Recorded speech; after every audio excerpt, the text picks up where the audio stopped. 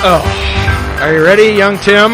Uncle Randy, who was the merry wag who crowned New York State the Empire State? Isn't that a bit ambitious and presumptuous? I don't know. Well, I mean, that nickname's been incorporated to the names of several buildings and events out there. Really? And it's commonly believed to refer Bob to the Empire? state. Yeah, the Empire State. Refer to the state's wealth and resources.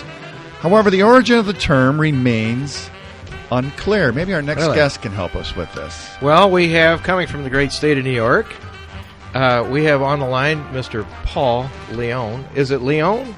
Leon? Leone. Leone. You got that right. All right. Leon, I'll answer it all. Well, a great guy. He gave me some tips this past week. Yes. I asked him for vital criticism, and immediately he found some. Just bam! He says, "Here's what you can do." Don't be sorry. I asked for it, and it was great stuff. But it was awesome. Anyway, Paul's coming from New York, and welcome, Paul. Thanks. Hey, thanks for having me. Yeah, Paul, New York State Breweries. We've got our, we're Links and Legends, so we've got our U.S. Open out at Shinnecock Hills coming up this summer. Are you going to have some of your beers out there? We probably will out there somewhere. I'm sure. The state's really good at supporting local whenever there's events in town. Well, congratulations. You guys just broke a record set back, previously held back in 1876. You've got more breweries in New York State than ever before in its history. Congratulations, Paul. We have over 400. Man, amazing. One every 6 days, I hear. Man, every 6 days on average, and the industry still continuing to grow. I mean, we're not slowing down right now. Well, beer is a big part of that New York's history. The first commercial brewery I see back at Colonial America in Manhattan, the New Amsterdam, 1632, Uncle Randy. Wow. They've been at this a while, haven't you, Paul? We have been. You know why they did that, though, right? Why is that? When settlers came over, the water was so bad that actually brewing beer was healthier. It got some of the impurities out of the water. So, I found that in my research. Oh, yes, my indeed. goodness. Yeah, isn't that funny? So you had to drink beer. Oh, my goodness. Drink beer, not water, is what they said in New York for a period of time. Exactly. And I think that you can actually go down and still find some old underground Prohibition caves that might be available for in the heart of New York City yet, going back all the way back then. Yeah. Yes, you can. That's amazing with everything. We found out in we were featuring Alaska the other day, Paul, just a fun fact, what they said if you had the same density as Alaska, in Manhattan, you'd have 28 people living there. So, wow, nice. So it's good stuff. So up in that Finger Lakes area, we have our Links Libations chief editor-in-chief, Betsy Hill, who has a deep-rooted passion to get to that Finger Lakes area. What could we expect if we ventured there later this summer and early this fall? Tell us what goes on up there. I know it's a funny name for people, the Finger Lakes, but they're basically a whole line of lakes that look like fingers from space and from air. So it's a really healthy wine region, as well as a lot of breweries now. So you would expect gorgeous lakes, gorgeous hills, lots of wineries, breweries, distilleries, cideries. It's really an unbelievable part of New York State. Yeah, I mean, the agricultural side of beer has really exploded out there. I know a few years ago you had very few malt houses, and you've got 13, 14, 15 now? Yeah, we did a farm law in 2013, which requires a certain amount of New York State ingredients in beers, and if you have a farm brewery license, you get a certain amount of benefits.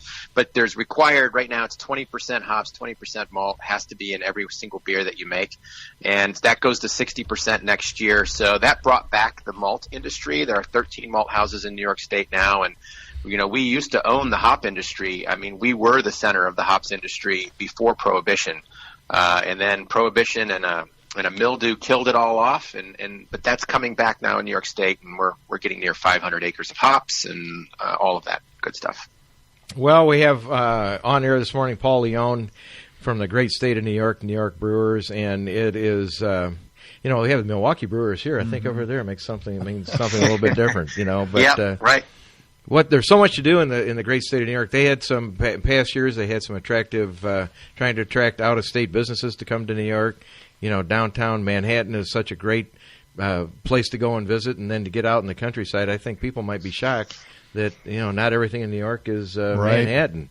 And there's this giant landmass just above Manhattan that a lot of folks in Manhattan aren't even aware of. So, it's a big state. Yeah, and these breweries in these small upstate towns, they're revitalizing their neighborhoods, and they bring other businesses like restaurants to the area, all the new restaurants out in the Finger Lakes area. I mean, it's not overly crowded, more jobs. $4 billion, it said, to the state's economy out there. Yeah, just beer, and it's happening everywhere around the country. It's the same thing. Small breweries opening up in small towns. The vast majority of them are, and they're meeting places. That's where people go to meet, hang out, have a few beers, and good conversation. Tim, one of the things that we could do, we could go to the New York Public Library, and there you could find in the archives division George Washington's recipe for small beer from his 1757 notebook. Mm-hmm. I don't know if they use this. Have you heard this recipe, Paul? I think so. I don't know if it has malt in it, though, but it's a really old recipe. Yeah, it's got brand hops. It says, I'm just going to start and read the whole thing. It's sort of funny. It says, take a large sifter full of brand hops to your taste, boil these for 3 hours, and then strain out 30 gall. I would imagine that might be gallons, I guess, into a cooker. And anyway, and then put in 3 gallons of molasses. Is that how you make your beer, Paul? Yeah, it's funny. They tried to recreate that recipe, but it's actually illegal. You have to have malt in your beer in today's day and age. So you'd have to add malt to it. So it wouldn't be exactly the same as George Washington's, but I know a few people have tried to recreate it. Well, Paul, many states dealing with a 3-tier system, but out there in New York, you're one of the most brewer-friendly legislative areas in the country, and that's got to be a big part of why you see so much growth lately. Yeah, we're really lucky that we have a state government that really supports craft beverage in New York State. So the laws are really lenient here, and because of that, that's why you see all the openings. And because of that, it's why you see the economic impact, So our state government really gets it. And the best thing about beer, and I think anybody you talk to, or even like distilled spirits, cider, wine, is that it's bipartisan. This is a bipartisan issue, and it's a good story right now because it's an economic impact in New York State and everywhere. Absolutely, and I know the IPAs are popular out there, but as everybody says, you got to get outside your own bubble and look what's going on around the country, and I'm sure you guys are on the edge of that. Yeah, New York State's such a big state that like the way the Brewers are brewing beer in Long Island are going to be different than the Brewers brewing beer in Buffalo. I mean, it's just the attitude and how they approach brewing. It's really unique here in New York State. Well, how many breweries do you have at this point in time? And I'll ask you a half hour from now. That probably will double. But where are we at right now? We're at 407 right now in New York State. Wow. So yeah, we've had 7 open in the last month or so. So. Here's what we're going to do, Tim. Yes, sir. Visit one a week. Okay, for the next 8 years. We can then get all them completed and not take on the new ones. Anyway, Paul, it's been great having you on. Stay in touch. We want to work with you and getting our social media out there to you and our Links Libations magazine, but we also want your updates. And, make sure that those are sent because the state of New York, I know we're going to be there. We want to work with you closely. Our microphone's always open, and if you got some great things, we're ready to go here. Lots of good golf and lots of good beverages. Thanks, Randy. Thanks, Tim. You're appreciate welcome, you guys Paul. having me. Yeah, well, I don't know about if Ray Floyd. I think he won his U.S. Open out there. He did at Shinnecock. Yeah. And he never drank a drop. He and Ray was serious. His stare would kill you. Just his stare.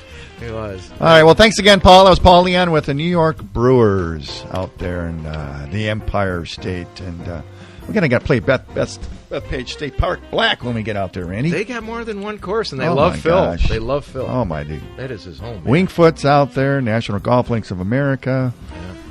Oh, my gosh. Oak Hill. Oak Hill. Yeah.